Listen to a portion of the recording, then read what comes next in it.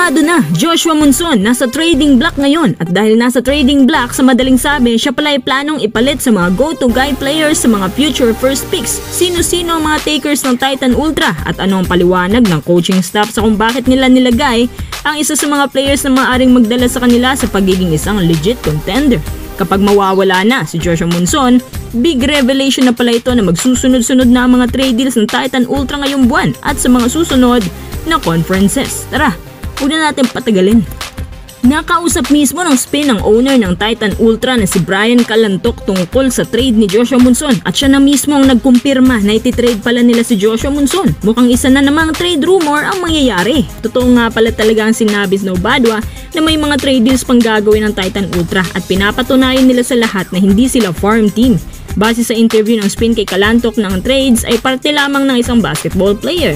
Sa karir mo, kahit yung mga matagal na sa serbisyo, may malalaking ambag pa nga ay nati-trade talaga. Unang bungad pala ng bibig niya, pinapahiwatig na niya agad na nasa trading block na pala si Joshua Monson ngayong araw lamang. Bakit naman? Anong dahilan ng pagkakatrade kay Joshua Monson? Ito ay dahil umano si Monson ay hindi consistent. Nung mga nakaraang conferences under sa Northport, siya ay nagkaka-average ng 10 to 11 PPG, minsan di pa nga umaabot. Pero last game, biglang nakakuha na naman siya ng 19.6 rebounds pero talo pa rin. Bawas na rin ang efficiency niya ngayon, pati sa 3-point field. Bumabawi naman siya sa depensa at steals. Kung ngayon nakakuha si Monson ng 19 points sa next game, biglang 8 points na lang tapos biglang baba ulit sa susunod na game. Ito ang ibig sabihin ni owner na hindi na raw consistent si Monson at naghahanap daw sila ngayon ng mga consistent players. Pero nilinaw niya na hindi raw dahilan yung heavy losses nila or maraming talo ngayong conferences. At hindi rin daw tama na isisi kay Monson pagkatalo nilang to dahil nakita naman nilang effort ni Monson. Sadyang di lang din talaga siya bumagay sa pinapatak mong system bukod sa kanyang inconsistency. Para hindi rin daw siya bagay na isama kay Calvin Abueva sa floor. Higit sa lahat, mas na-triggered ang management nung nagkamali si Monson dun sa laban nila sa Rain or Shine na kung saan panalo na sana sila noon pero dahil sa foul na binigay niya na 4-point shot, kaya natalo patuloy sila. Dun pa lang, nag-uusap na pala ang buong Titan Ultra pati na ang pagpapalit nila ng coach. So kasama pala si Johnny Del Cardel sa plano. May pagka-straight to ah.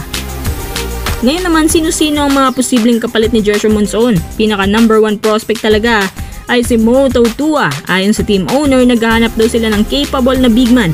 Sa nakikita nila si Mario Barasi, sobrang layo pa talaga bago mag-iisang ganap na legit big man. Malayo pa rin siya kumpara sa level ng kahit ni Justin Chua o yung mga average big man dyan. Kaya maghahanap sila ng mga makakasama niya para palakasin ang frontline. At si Tautua ang perfect na pamalit.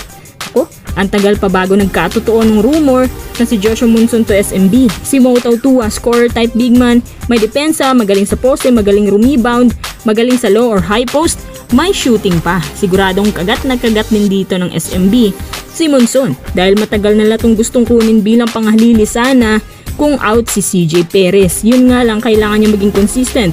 Yun ang key para magtagal siya sa kahit saang team.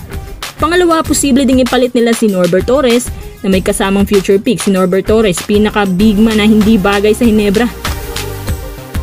Nagtataka ako kung bakit kinuha yan. So kung si Torres kulang, dapat samahan niya ng isang future first or second pick. Sigurado kakagatin agad yan ng Hinebra lalo na sa sitwasyon nila ngayon. Pangatlo, may tagay Phoenix daw.